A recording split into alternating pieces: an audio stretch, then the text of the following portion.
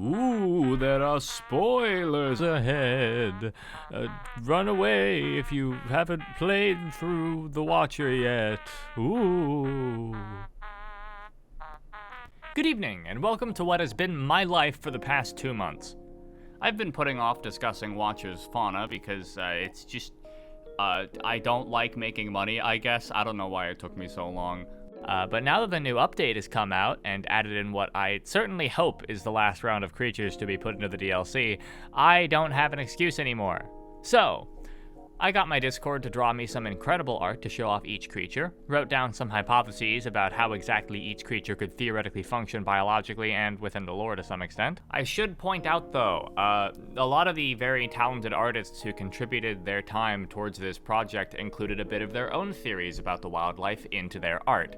Now, this isn't exactly the same theory that I hold, and I'm going to be discussing my theories in this, so if you're curious as to why, for example, the fire sprite is drawn as some weird squid, that's what the artist thinks and not what I think. Doesn't mean I think their theory's bad, it just means it's not what I ended up going with for the video. Cool, that's clarification for anything potentially confusing. I'm in the green, let's get going.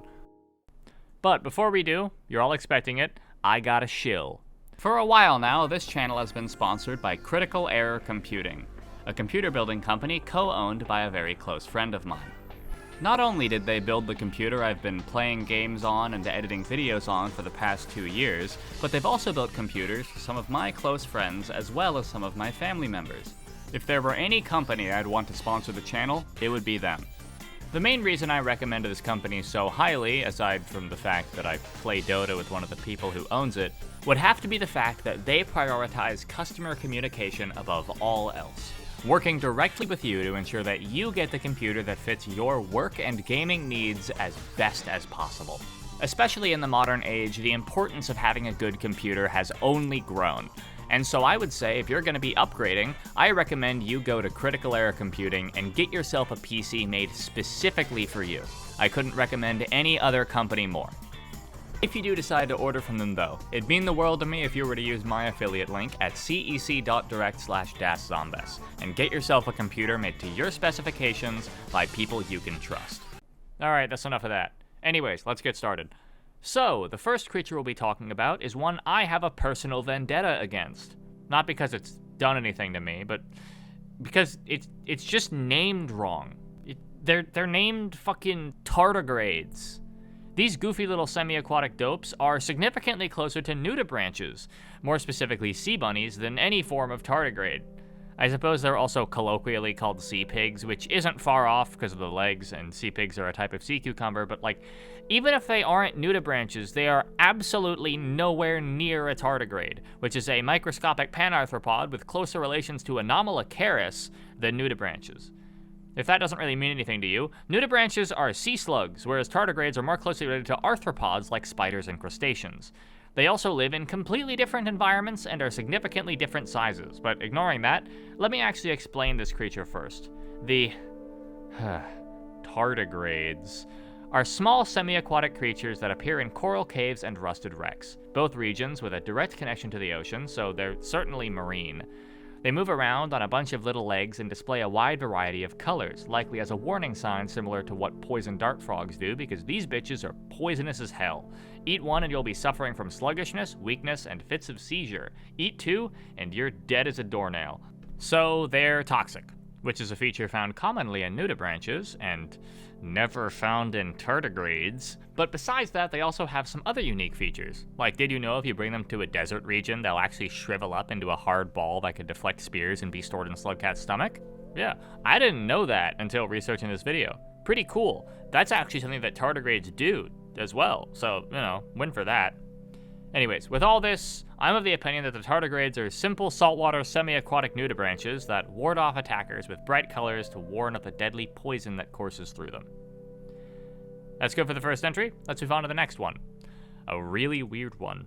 The frogs.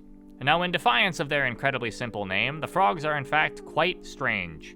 Like traditional frogs, these guys are found mostly in moist areas like fetid glen and verdant waterways, but unlike traditional frogs who have a peaceful life of hopping around and eating bugs and occasionally small rodents, birds, and sometimes each other, These frogs are aggressive parasites that stick into larger creatures and drain the blood from their veins until they bloat up and pop off like a tick to flee away and digest.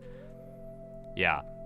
However, despite this, they are still categorically frogs. They have the vocal sac that lets them croak, the same general anatomy, and appear to be amphibious. They seem to go after any large creature, as they'll even attach onto lizards and vultures, akin to a sort of cross between a frog, a tick, and a leech. The main question is why they developed that parasitic lifestyle to begin with.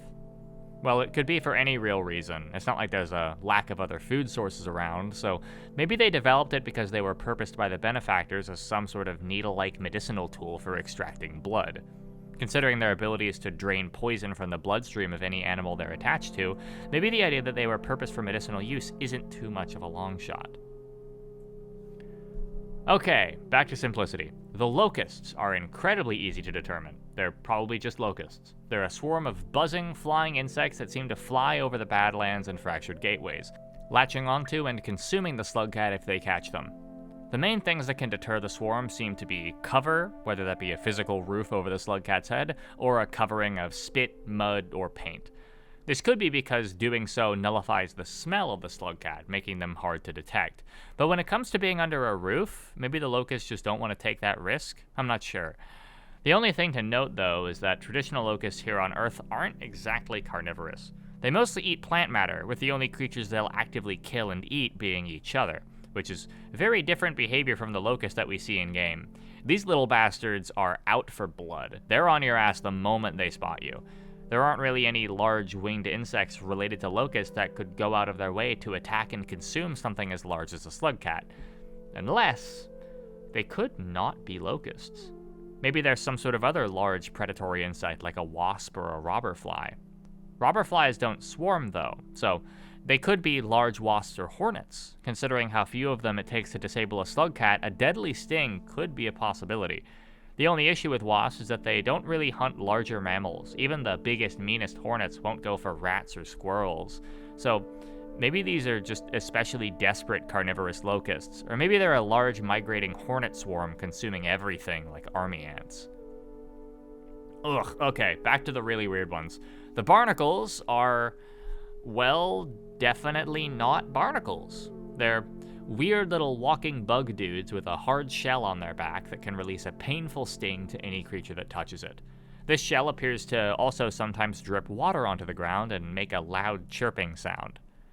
They seem to crowd around the saltwater areas like coral caves, salination, and rusted wrecks, so they're almost certainly marine and semi-aquatic, though they don't seem to dry out in the same way the tardigrades do.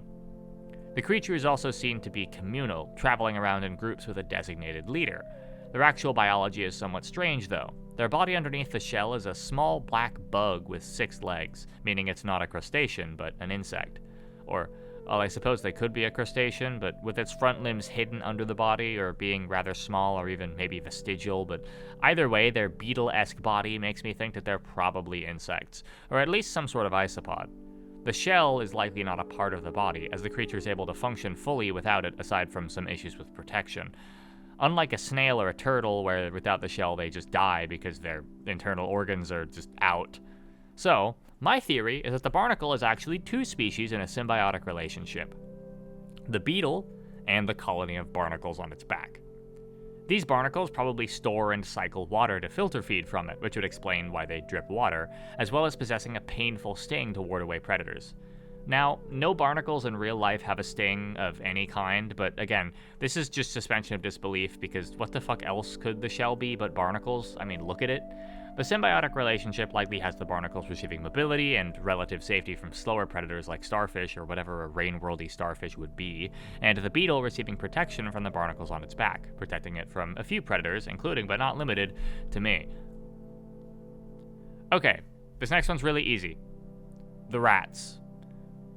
I know it's hard to believe, but they're rats. The only thing that's remotely strange about them is what looks to be large white whiskers growing from their face. Now, regular rats also have whiskers, obviously, but they're not like the entire length of the body. The tail is also a lot longer, but they don't display any unique behaviors, being fearful and diminutive like regular rats are. So, they're probably just kind of weird rats. Incredible. Alrighty, next up is another small edible creature, the sand grubs. These little dudes are found buried deep in the sand of the desert regions, sometimes popping their heads out before going back under.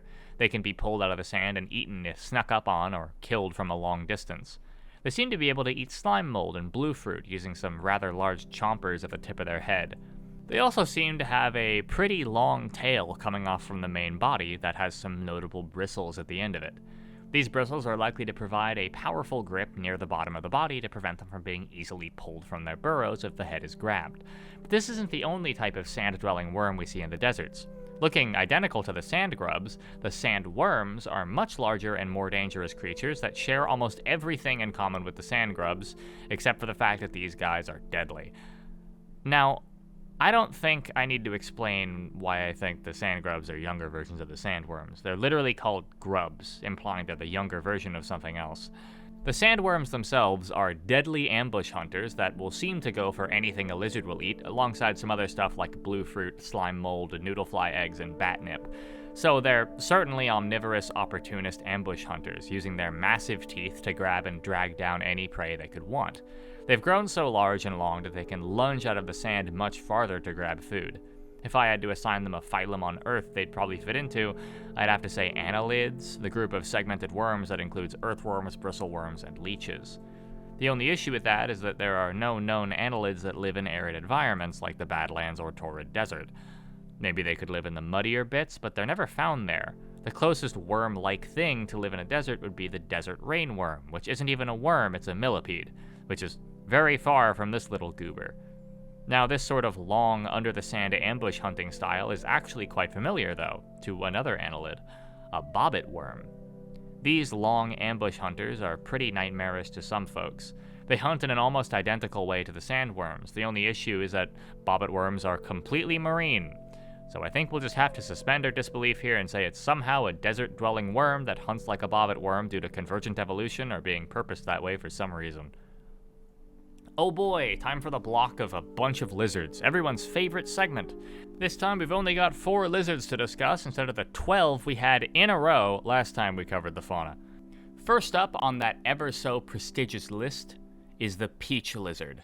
These semi-aquatic lizard variants have a few unique abilities, namely a significantly hardened head that grants them a powerful bite and resistance to stuns from rocks. They also possess the ability to burrow through sand and the telepathic pack-oriented abilities of the orange lizards. So let's start with the first one, the unique head. It's a very interesting head shape not often found in the animal kingdom. The only example I can immediately think of is Diplocaulus, an extinct amphibian resembling a newt or a salamander with a large boomerang-shaped skull. It's theorized it had this skull shape not only to assist in swimming, but also to make it harder to swallow it whole. Now the question is though, the peach lizard doesn't really do any of that, or have any of those things needed.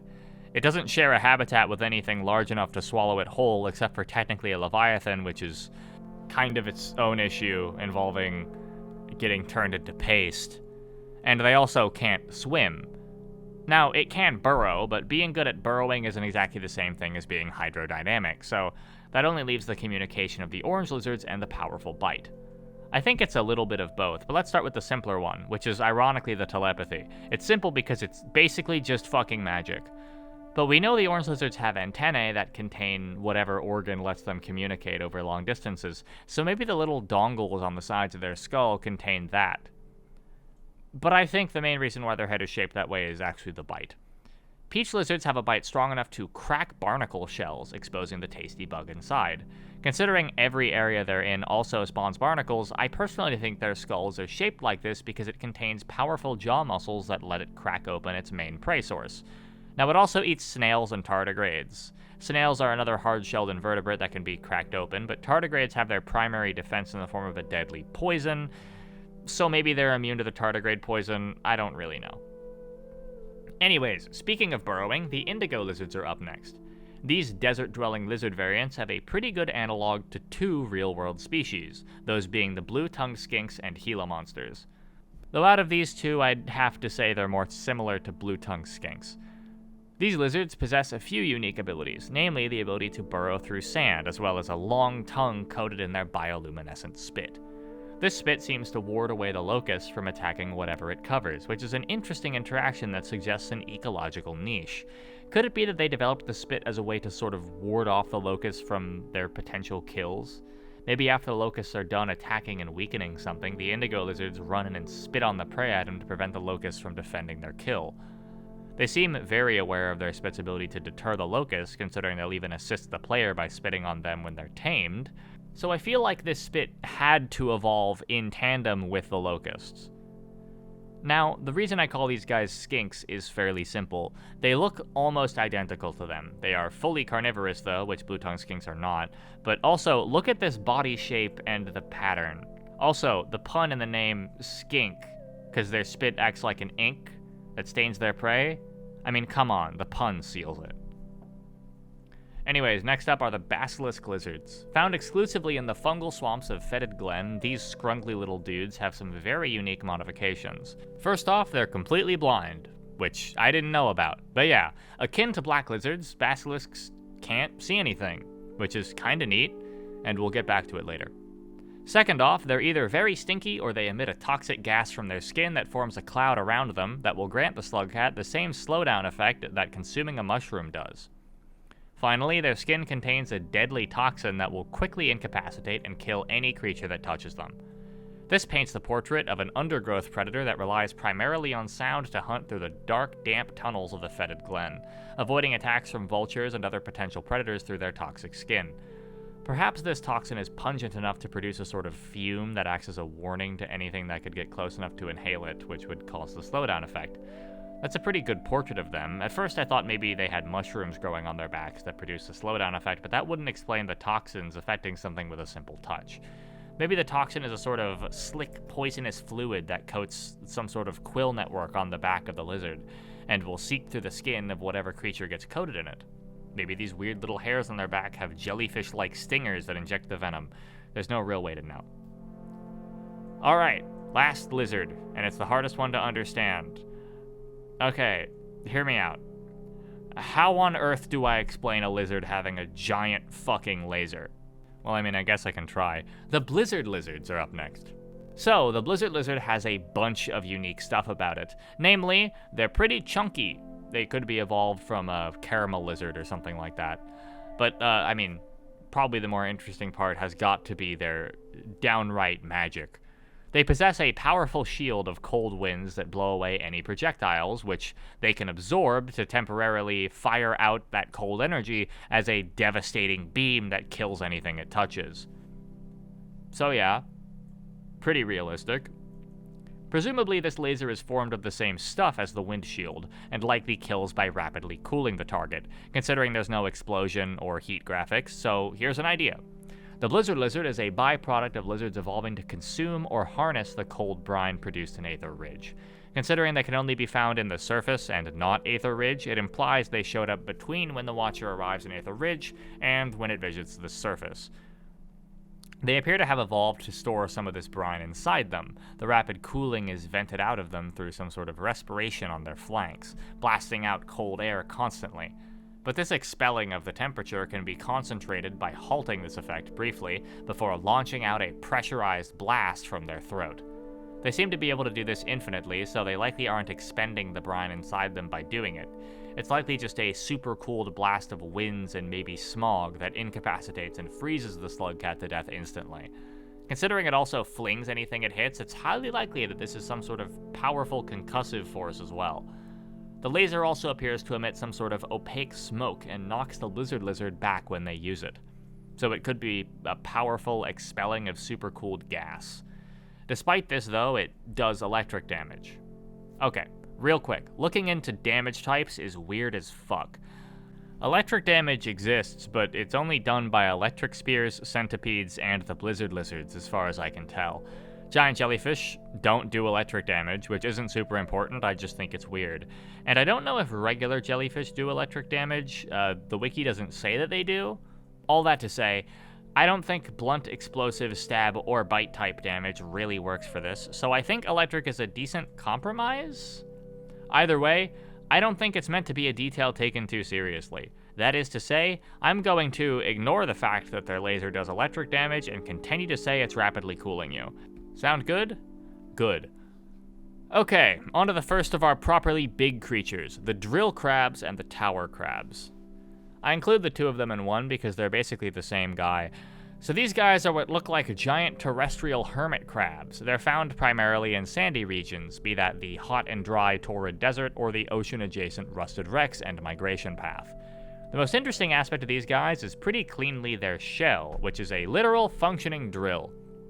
They use this drill defensively to launch themselves around and bludgeon any would-be predators when they feel threatened. Now, I'd be a lot more comfortable hypothesizing something basic about these drills if it weren't for one simple fact. Hear that sound?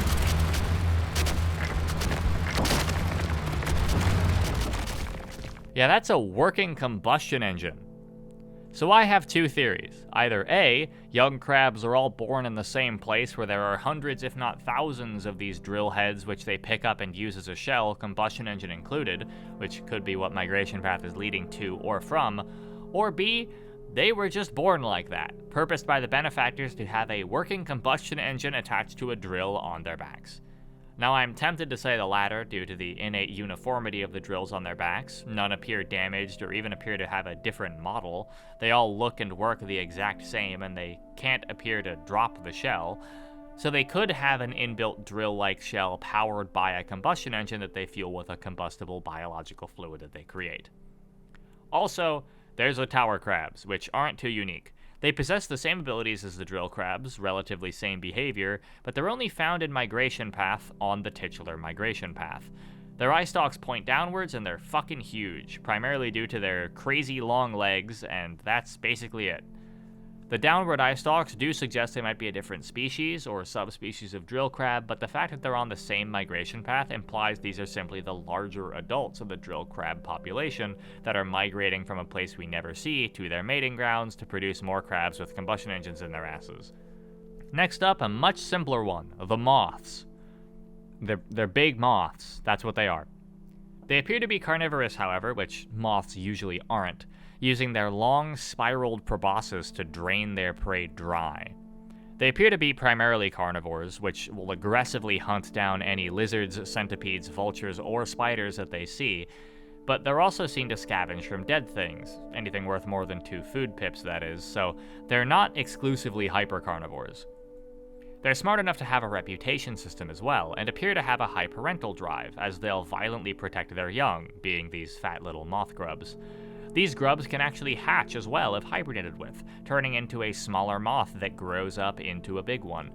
These small moths can also be found as their own creature in ancient urban, as primarily scavengers that attempt to feed off any corpse they find. I choose to believe that these little cuties are the predecessors to the big moths we find, likely evolving into a much larger niche to take over the skies of the benefactor structures that they used to inhabit.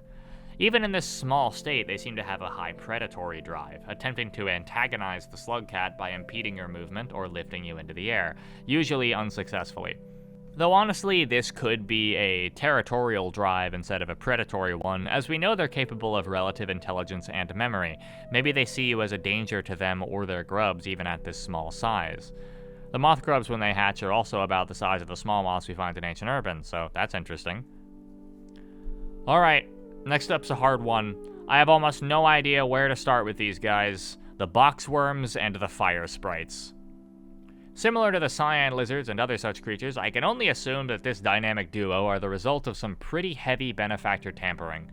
The boxworms are large, fat caterpillars who are not only literally me for real, but also appear to be primarily made of machinery, possessing a head with 4 metal panels on it and a general gray coloration about them.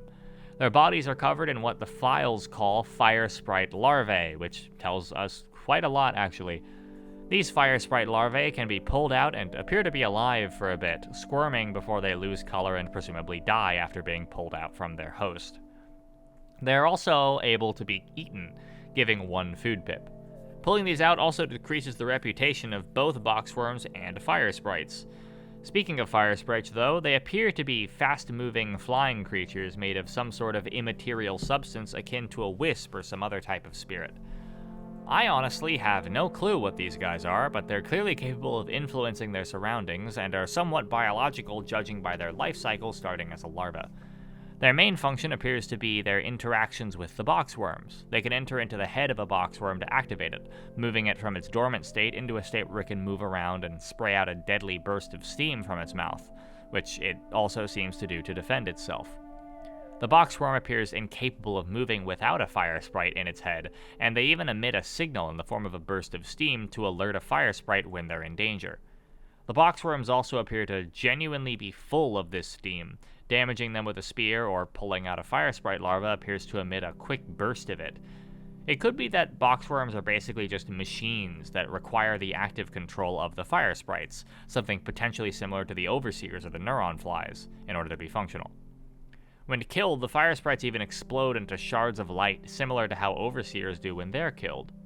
Considering we only find these two clearly biomechanical creatures in regions with lots of benefactor architecture, I'm satisfied in saying these two are cut from the same cloth. If not, they're practically the same creature, with the fire sprite being effectively the pilot to the mech suit that is the boxworm. The fire sprites themselves are likely created from the same tech that allows the overseers to exist. They even appear to have an idle pose that has them hit a swag pose that showcases a rainbow-esque light display.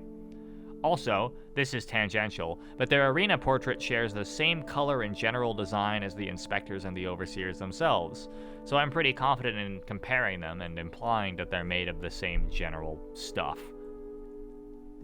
Alrighty, time for one of my absolute favorite creatures in the entirety of Rain World, the Anglers. It's pretty easy to guess why I like them, considering, But anyways, how do they work? The Anglers are found in the dark, watery tunnels of the coral caves, salination, and fetid glen. They appear to be reminiscent of an anglerfish, with a large jaw filled with long, curved teeth and a bright lure that shines out in front of their face. The weirdness comes with the mechanical bits to them, though. Not only does their lure appear to be a mechanical light source as opposed to a bioluminescent one, but in place of the fins, they have a large propeller around their midsection that propels them through the water at a steady pace, and a heavy rudder to steer them. Unlike traditional anglerfish, they don't really seem to be focused on luring in smaller, curious prey items. They're constantly moving around, and even when you do get close to them, they're not particularly quick to react, so that suggests they're not really an ambush predator. Their strategy seems to instead focus on cornering prey in these tight underwater tunnels, using their lure to assist their poor vision, and their biomechanical augments to chase down prey with ruthless speed and stamina. When they do find their prey, they'll clamp down with a powerful chomp that quickly ends them. Besides that, they're relatively simple. If I had to guess, they're biomechanical pest control for removing unwanted underwater pests like jetfish, salamanders, and aquapedes. Alright, next up are the sky whales. These guys are really interesting. Gargantuan floating whale-like creatures found around the signal spires. While I would have made the case initially for them to not actually be whales, I think they might be easier to explain as mammals, actually. Let me explain their body plan first before I get into that. Sky whales are large, tube-shaped animals with a line of 5 fins on either side of their body and some long whiskers coming down from below their eyes. They can also spawn with what appear to be grayish armored plates on their back, as well as a bunch of what seems like specks or scars. Now, these aren't strictly non-mammalian traits. Flippers and armor plates can also be found on mammals. Pangolins and armadillos have interlocking armor plates, and dolphins and whales have flippers. The question is asked due to how many they have. 5 fins is a lot for a mammal to have. There aren't any mammals with more than 4 limbs, actually. Even whales have vestigial back legs, with their 2 flippers being made of modified front legs. So for sky whales to have 10 fully articulated flippers makes me wonder as to their ancestry. On the other hand, they have mammalian skin capable of maintaining long-term scar tissue, which implies a lack of molting present in insects and reptiles, whiskers, which suggests some type of hair that would imply they're not reptiles, and most damningly, they produce whale songs, a vocalization unlike any other found in the animal kingdom. Fish don't do it, insects don't do that, reptiles might, but reptile vocalizations are relatively uncommon compared to mammalian ones. The real question comes with their internal biology, though. We've kind of failed to mention that these guys float in the air. They seem to do this through a similar method to the vultures, a stored gas, but instead of propelling it out through a series of jets, they seem to store it in themselves and use it presumably like some sort of swim bladder to control their altitude. This gas is almost certainly lighter than air, and considering it takes on a colored hue, it's likely a gas made within the sky whale's body. We know it's there because if we stab them, they'll let out a spray of this gas. We also know it's there because when we kill them, they don't fall to the ground, meaning the flapping of their fins is not a necessary requirement for them to stay afloat, but rather a method of propelling them forwards. So with all that laid out, I believe the sky whales are some sort of modified mammalian organism with a large gland running through their body that produces a very low-density gas that allows them to float off the ground permanently, even without any effort on their part. They can likely change the concentration of this gas to go up or down at their leisure using the swim bladder-like mechanism. Oh cool, look at the next one. I get to talk about whales more. The locust whales let me be pretty lazy. They're just exactly what the sky whales are, but they're in a different area and have some unique modifications. They don't seem to have the same whiskers as the sky whales, and their fins take on the color of their underside as well as appearing smaller. Also, their heads are more pointed. They also appear to have a more greenish pigmentation in general. These guys float above the fractured gateways. They seem to float amongst the locust swarm and notably distract them from us. I'm not sure if the locusts are scared of them or pecking at them or what, but they're certainly distracted, so win, I guess. They don't seem to be consuming the locusts, though. The locusts are actively swarming around them, but they're not latching on either like they do whenever they attack the Watcher, so maybe the whales just massively screw up their vibe? Like the locusts are confused and curious, wondering if they're food or not, but there does appear to be another individual here that doesn't exactly abide by the same biological rulings. That being this big Mother Hubbard over here. This guy is the creatively named Big Locust Whale, and he has some really unique differences about him, namely his size, but also his forehead. His forehead is wide open, with what looks to be a large amount of baleen or teeth along the now undeniable mouth. This guy flies through the locusts in a much more predatory way, consuming them like a whale consumes krill. Not only does this guy have that massive difference, but he also appears to have a few other small ones as well. Namely, his fins haven't grown to match his size yet, his skin is very obviously rough, and he has gills. He also seems to make different sounds. Unlike the sky whales, which make a distinctly whale-like song, he makes loud, deep foghorn noises.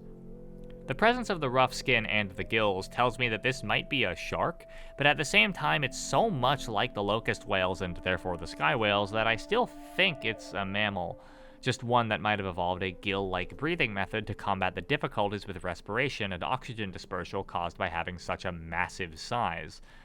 One thing I'm very certain of, however, is that I think this guy is just a totally different creature from the rest of the locust whales. He's likely a very close neighbor, but the rest of the locust whales don't seem to have anything close to the permanent open feeding mouth this guy has, and if they did, I'm sure we would have seen them open wide to show us those beautiful pearly white bristles at some point. No, I think the big locust whale is another adjacent species adapted to filter feed on the locusts, and growing to massive size because of it. There is also the possibility of this one being an adult and the rest of them being this one's kids. But that leaves the question of how do they develop the mouth? They don't molt, we see them having scar tissue, and mammals rarely undergo that in-depth of a transformation from youth to adulthood. If they are all the young of this giant individual, does that mean the signal spires are a roost for a big mama sky whale? I mean, it's an interesting theory to think about. Hopefully they do prove it, but I doubt it. Anyways, the loaches are next. Okay, these guys are very weird, at least compared to a lot of other creatures. Most rain-world creatures have real-world analogs that guide their behaviors and development. This is known. For example, bat flies are vaguely a mixture of bats and flying insects. Centipedes are centipedes with an electric twist. Lizards are a group of unique variations on a simple lizard-like body plan. But the loaches are somewhat unique in that despite being named after loaches, a type of bottom-feeding freshwater fish, the only thing they share with real-life loaches is a vaguely similar hunting habit. At least they have one thing in common with their namesake, though, unlike the fucking tardigrades. Moving on from that tangent, the loaches are seemingly reindeer-adjacent creatures found exclusively in the desolate tract. They travel through the wind-blasted tunnels, searching around with their tendrils for prey items to grab and drag into their open mouth. Their body plan is unique from reindeer despite their similarities though. They appear much more insectoid with 3 segments to their body and as far as I can tell exactly 6 legs as opposed to the reindeer's 4. This puts them squarely as insects, a big win for simplicity. That being said, their hunting strategies are somewhat interesting. Using an array of long tentacles on their face, they will reach down into the various holes and pipes around the desolate tract and pull out literally anything they can get their hands on. Anything. As far as I'm aware, they can consume literally anything in the entire game. Now, I'm going to assume this is an oversight because they don't spawn in any regions with large entities like the vultures or other huge things that would be unrealistic for them to eat, but if you somehow brought them a leviathan, sky whale, or reindeer, they would chow the fuck down. Though, ignoring this for the sake of consistency, considering how unique the Loaches are when compared to every other creature in the game, I assume they were purposed for this area and other industrial areas with long stretches of land and lots of holes. They could have also been used in areas like farm arrays, likely as pest control. They could have been placed into desolate tract for a purpose along those lines. Another interesting thing about the Loaches, though, is that they've got a rotten variant. The rot Loaches, as they're called, aren't super different from the regular ones. Their heads have been replaced with rot pustules and it lets them reach farther away spots. Whoa. For me, it's their placement that makes me curious, because they're in the rotted variant of garbage wastes. This implies that a facility relatively nearby to the base game's map has these guys in it, but we never see them. I just think that's kind of cool. Alrighty, now we move into the areas of our list that are focused squarely on lore and not really at all on biology. How fun. First off, we have the unique scavenger types, specifically the Templar and the Disciple. These 2 variants have some unique stuff about them, namely the ability to leap like elite scavs and a new karma shield mechanic. This shield has a set karma level which counts down to 0 upon activation. Templars have karma ranging from 1 to 3, and Disciples have karma ranging from 5 to 7. This alone is already really unique. It tells us that these scavengers are capable of attuning themselves to the cycle to such an extent as to weaponize their own karma. Does this funky shield power maybe have something to do with their golden masks and golden capes? Considering after the shield activates, that golden color dissipates into a dull gray, it could be a wacky little void enchantment onto those items. We're not entirely sure how karma magic stuff works in the first place, though, because it never tells us, but I feel like the golden color just links to the void in some way. They seem to spawn in all sorts of areas, nothing major outside of Outer Rim being included, which I don't know how to decode. The Disciples also have an interesting feature, though. These guys have a blindfold covering their eyes and seem to emit some sort of echolocation ping every now and then that reverberates off of creatures and informs them in their pack where those creatures are. This is probably also karma magic, considering the Disciples have higher karma values overall, even going above the maximum achievable without echo intervention, with each Disciple having a minimum of 5 karma. This tells us that they're somehow more karmically attuned than their other golden masked brethren. I'm not sure how they manage that, but good on the monkeys for getting closer to Ascension. Okay, next up we gotta talk about the Ripple Spawn. Or more accurately, the Ripple Spawn, Ripple Amoeba, Ripple Jelly, and Ripple Spider, as well as one more. Honestly, I didn't know these guys were different things. I thought they were just all Ripple Spawn, but let's go over them one at a time. Starting off with the Ripple Spawn themselves. These guys are very similar to Void Spawn, appearing in those egg-like pods around the area, and even turning gold when in Ripple space. This implies they're very, very similar to each other, if not the exact same organism. The Ripple Jellies, on the other hand, are a lot more unique, taking on a different body plan and apparently being consumable by the Watcher? I didn't know this was a thing at all, but yeah, you can consume them by walking through them, and they extend the duration of your camouflage when you do. Neat. The Ripple Amoebas are the really odd ones, though. These guys are proper predators, swimming towards you with the intent of consuming and killing you, which occurs as they swim over you and heavily distort your screen before you just fall over and die. Weirdly, though, your body is just kinda left behind without any disturbance or visible damage, which implies they're feeding on something else?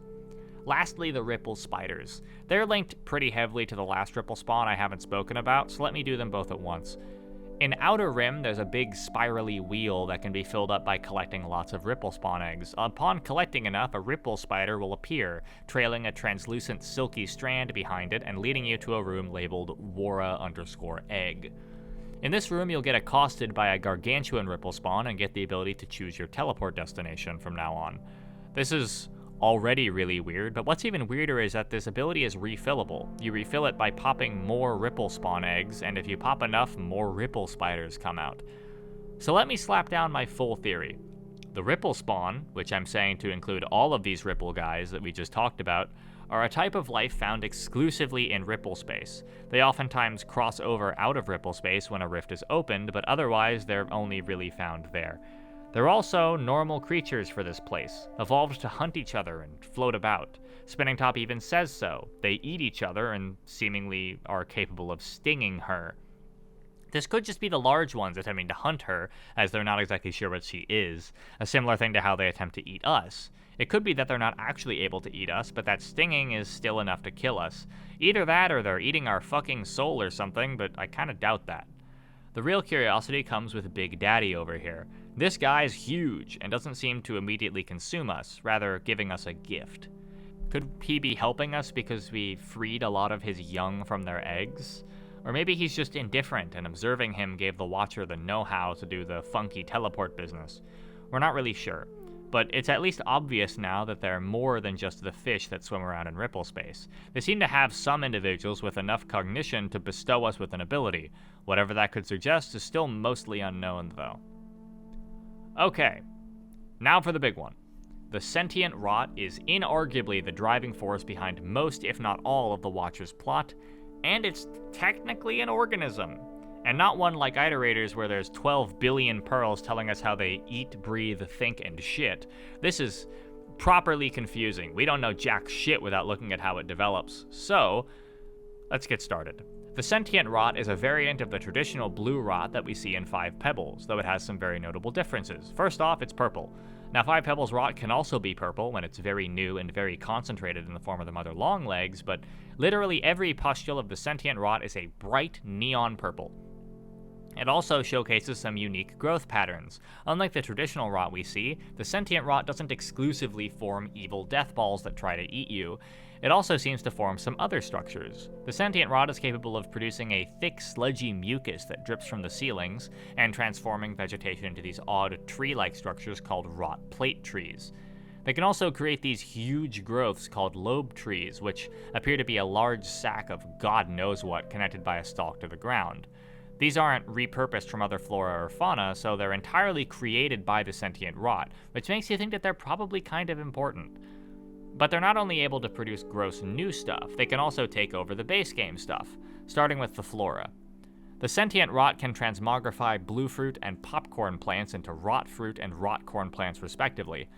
These are nasty purple versions that provide significantly less food and will stun you if you eat them. Easily the most unique transmogrified thing, though, would have to be the rot lizards.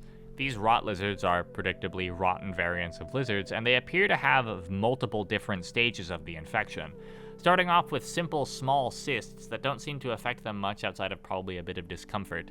But if the infection gets too far along, though, they'll basically just become a daddy longlegs with a lizard for a core. But there's also a middle stage called the opossum stage for some reason. In this stage, taking damage can cause the lizard to immediately explode out into a full lizard longlegs. These rotten lizards are everywhere in rotten regions and sound like they're in serious pain. This is all behavior we don't see anywhere with the traditional rot, except for the hunter longlegs, so I think it has something to do with the Sentient Rot. Considering the name of the Sentient Rot is just that, Sentient Rot, I think its spreading is purposeful. We already know about the prince and his desire to taste and subsume everything into one big substrate, so maybe all of this transmogrification is intentional. Spinning Top mentions the rot is made out of dissolving proteins and spoiled meat, so it's likely the majority of the Sentient Rot is just that, turbulent goop made from dissolved and processed biological matter, with the rotted loaches, lizards, and plants simply being creatures in the process of joining that substrate. Maybe the lobe trees contain a bit of that remote processing power, like the lobes of a brain, which allow the rot to remain sentient and spread with purpose even when they're literal entire timelines away from the central processor in the form of the throne. The question is, though, how did the rot become an issue? If I had to guess, I'd say the broken cycle of the Watcher is the culprit. The prince seems to request our aid in spreading his kingdom of sludge, and the weaver seems to be directly at odds with him. Both of these opposing forces and the tunneling the Watcher can do are presumably caused by the cycle being inherently splintered. Even from the start, the rot was already encroaching on the Watcher's world, and Spinning Top mentions the rotted regions are just what happens when you go out too far. Too far from what? Time-wise? Are they saying that eventually the rot will win no matter what if enough time passes? I've got really no clue. Anyways, the Bone Shakers. These funny little guys are also rot-related. They appear as balls of biomass and tendrils surrounded by a ribcage-like bony structure that they rattle loudly at approaching creatures. If you get too close, they'll reach out and grab you before dropping you farther away from them. These little obstacles would be a pretty easy slam dunk for a strange arthropod or possibly a echinoderm that has a funny way of defending itself. But the issue comes with the fact that they're entirely rot-related. They only spawn in rot areas, and they're so different from every other rot thing we see that it makes me curious what their deal is. Not only do they appear to have their own semi-unique identity from the rest of the goop, they also have bones. Nothing else rot-related we see has bones. So what are they? Well, honestly, I don't know. They seem to be a form of maybe precious biomass that the rot hive mind doesn't want anyone to fuck with. They guard it in thick armor and give it an automatic defense system that flings away anything that could touch it. It could be an almost fully integrated bit of biomass or simply a smaller version of the massive lobe tree we see in the infected regions, important processing power that needs to be guarded as best as possible. Honestly, hard to say. Alright, next up's the rot voidworm. Okay, I know I've talked about this guy already, so I'll make it brief. If you haven't seen the other video where I talked about him, go watch it. I talk about the big boy there. The rot voidworm is the big question mark at the end of this DLC, except for, the ending of it, which is also a really big question mark. But this one's important to me personally because I feel like I'm so close to getting it, but I just can't articulate it in a way that makes sense. First off, let me talk about unfortunate evolution. Many very intelligent people in the comments of that last video informed me that unfortunate evolution might be a similar thing to what ancient urban is to Spinning Top, that being a dream sequence or some sort of odd memory from the prince's mind palace. If I had to guess, it's a dream of some kind, likely the prince himself citing what his ideal would be. The rot voidworm itself would be a form of rot that is so advanced and so evolved that it's nearly identical to Ascension, that in and of itself it solves the great problem by ending the cycle for all things, an end to the pattern showcased through a mimicry of what lies below the Void Sea. The rot already had a connection to Ascension itself due to the fact that it was the only way to end a playthrough in the base game. If we disinclude Downpour, that fact remains. We have complete control over Survivor, Monk, Hunter, and Watcher up until they either ascend or until Hunter's rot takes him over. He loses himself and gets reduced into a mindless blob that seeks only to propagate and consume, or possibly merely gets consumed by the same thing that consumed the prince if we go off of exclusively what is told to us in the base game. The rot itself is even covered in X symbols, like Karma 10, which I always found weird. But with the ties of the Sentient Rot to Karma in general, with the Karma flowers sprouting from them and the tendrils literally forming Karma symbols as you approach the prince, I've come to believe the rot brandishing the symbol for the desire to ascend all over itself could possibly be a hint towards its connection to Ascension. Besides that, though, I don't really have more to say about the rot voidworm, or actually any of the fauna throughout the Watcher. I had to stop myself from saying flora fauna, but there's actually no new flora species added in the Watcher that are distinguishable enough for me to analyze. Like, oh god, who's ready for 2 paragraphs on the Pillar Grove trees? But aside from that, that's the video. I hope you all enjoyed it. This actually was a lot more fun to make than the Downpour video, and I hope it showed in the production value. Promise I didn't stay up in a 17-hour borderline fugue state editing this one. I hope. I haven't actually edited it yet as of writing and recording this, and I'm hoping I do it right this time. Anyways, I want to give out a massive thanks to all my Discord members who provided the wonderful art I used for the beginning of each creature entry. And with that, and the beginning of 2026, I want to announce something else. I'm moving away from Rainworld for the time being.